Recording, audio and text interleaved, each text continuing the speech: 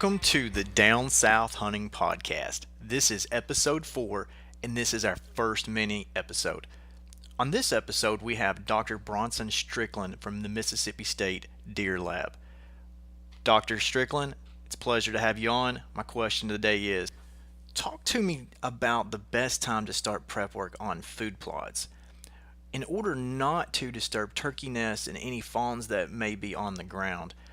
In relation to bush hogging and not disturbing those nests and those new fawns.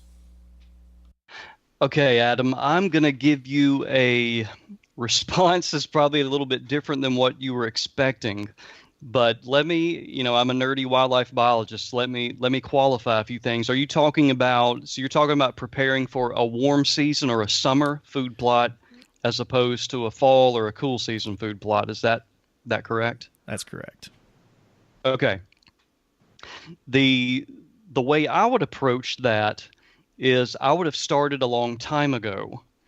I would have begun with using my best friend is not the bush hog, but it's a sprayer. So that area that I wanted to make a warm season plot, I would have already sprayed that with glyphosate or some type of generic form of glyphosate, which is like Roundup, general herbicide that's going to kill everything.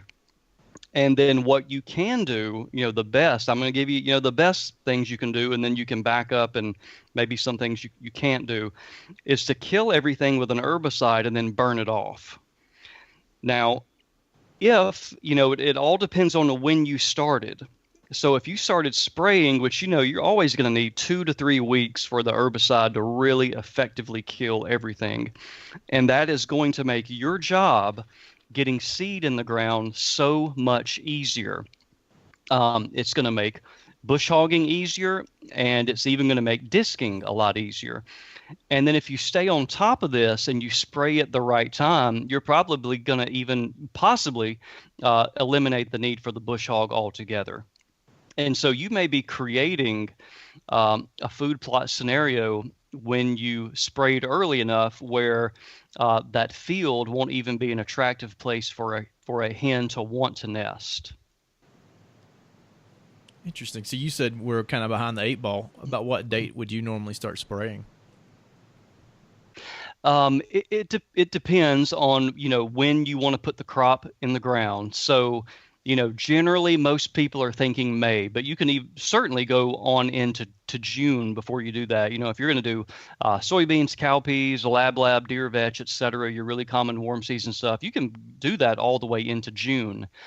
And now if you're a producer, a farmer, you're making your living off of it, you're more than likely going to get your beans in the ground by May. But June is fine. And if you did a good job with your cool season food plots and you had particular varieties of clover in those food plots, even though your cereal grains are done, your wheat, your rye, your oats, they're basically done in terms of palatability and they're dead. But a lot of those clovers are still growing very well. So you can still bridge the gap very well in April and May and even into the beginning of June, just with those clovers. And then you could plant your warm season food plot, starting at the end of May or beginning of June. But let me circle back around, Adam, if you're just going to no prep work whatsoever, you're not going to do any type of soil amendments or anything, I'm just going to go out and bush hog, it's really going to depend on your area. And so if we were in southern Mississippi, it may be earlier than northern Mississippi, which may be earlier than where you're at, in Tennessee.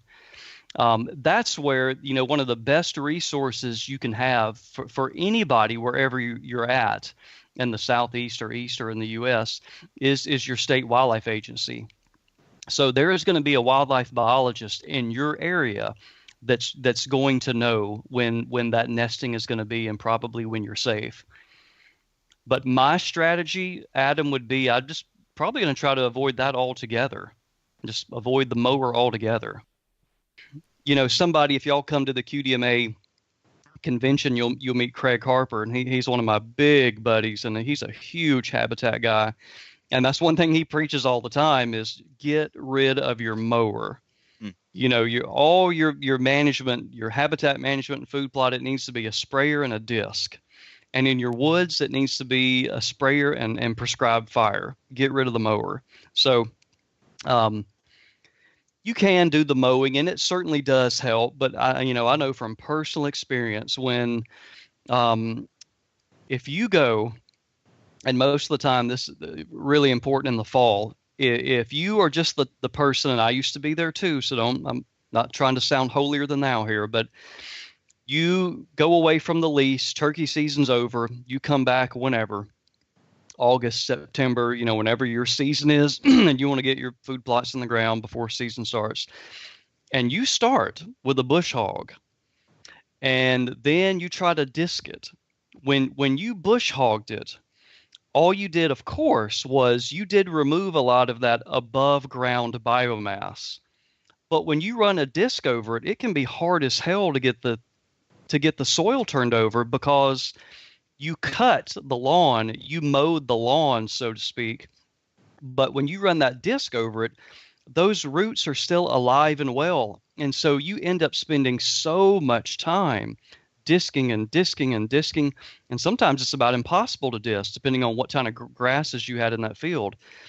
So you can spend so much less time getting out before you want to plant, about 3 weeks before you want to plant, putting a sprayer on the back of a four-wheeler and killing it all with glyphosate because it kills the above ground and the below ground, and you can run that disc over it and you can do it in half the time.